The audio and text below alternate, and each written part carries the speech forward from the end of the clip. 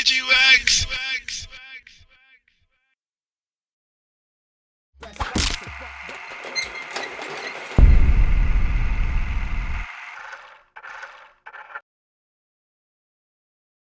All right, so let's all give a round of applause for Charles Hamilton here at today's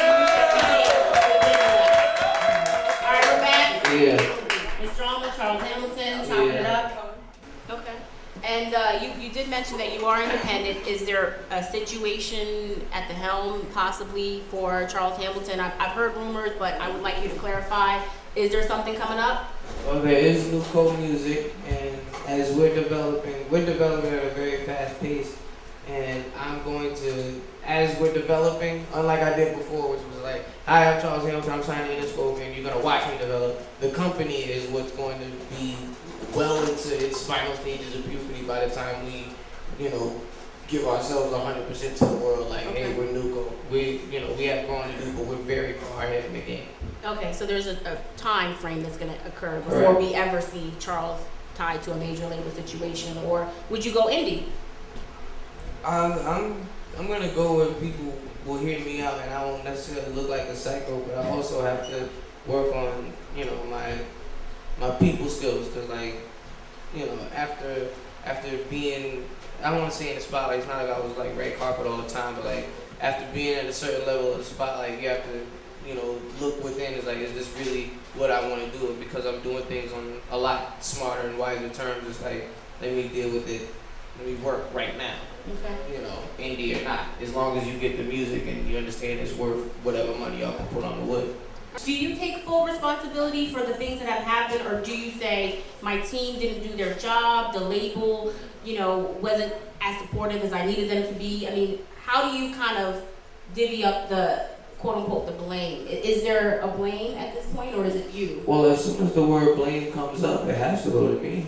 Okay. As soon as you think as soon as my name was put into something, you can't look at anybody else. What was this? Somebody said, "Don't ask my neighbor." It was an R&B song. It said, "Don't ask my neighbor." And if there was an accident in my apartment, if people knocked on the door and it was like, "Charles, why we smell smoke come out your apartment?" I set the fire whether I was there or not. That's just the way I have to look at it. So responsibility needs to be taken, even if I can't explain it. If it's just one of the wonders of the world, I still need to be able to explain it. And we definitely want to get into some more music, but explain why, 'cause I'm sure people are out there right now who are watching, streaming live, whatnot. They're wondering, why is Charles Hamilton at this point relevant? Why should we be paying attention to you right now? Because I'm nice. That's it. That's the main reason. Because I'm nice and I'm still funny. Y'all can't say that while I was bugging out, it wasn't funny. Y'all was able to laugh at it, and I think everybody thought I lost my sense of humor. I was laughing about the whole thing that's going on. It's like, yo, you have crazy, Charles. You need to go be by yourself for a long minute. So I put myself on timeout, and I can still laugh. You a fool. Let's get smarter with it, Charles, so that you can laugh. I can laugh at me saying because I'm funny, as opposed to thinking back and thinking that was one of the biggest mistakes I could ever say in my life. Bees. Yo. Yeah, it's been reported that one of the situations that transpired between you and Interscope was that your sound was, as you said, the dirty leather wallet sound, Yeah. and they were looking for a more polished sound. But now you're coming out with a more polished sound. So it kind of seems like, what was it that made you take that path on the creative crossroad to go for the polished sound when at first you were committed to this dirty leather sound? Well, this dirty leather sound that I have has gotten a lot dirtier. So it's gotten so dirty that I'm not even recording with professional mics anymore. I got a headphone microphone input, so it sounds like I'm one of them FAA pilots.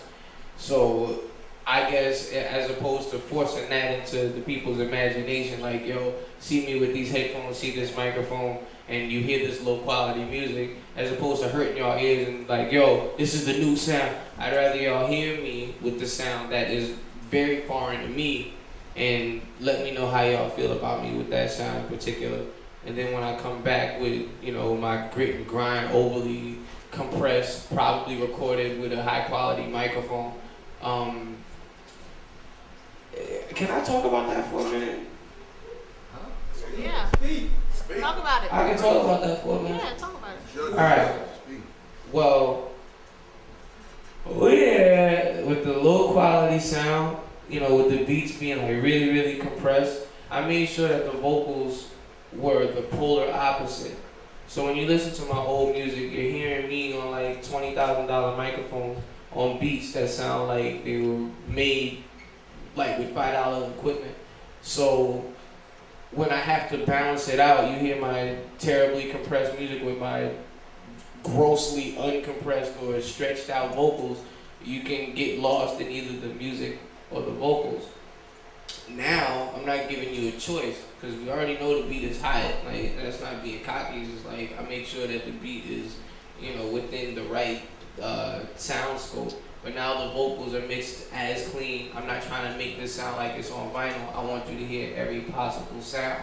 So that when you hear me with the dirty music, you'll be like, okay, not only did he know what he was doing with the dirty music, he also knew how to clean it up. And I've been sampling some of the music that I had when I made it sound like it was on a vinyl.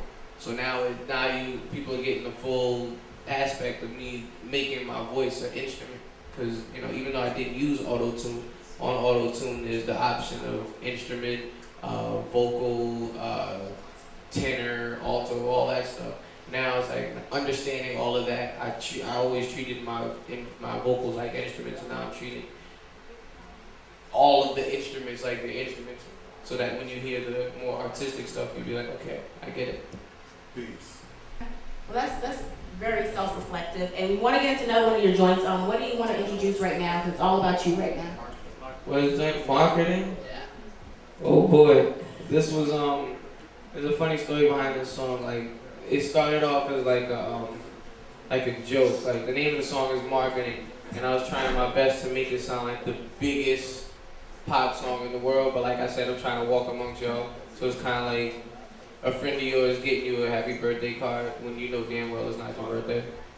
It's a fun song. Like, I love it. It's a great song. All right, let's get right into it. I heard the second sold out within the first 15 minutes.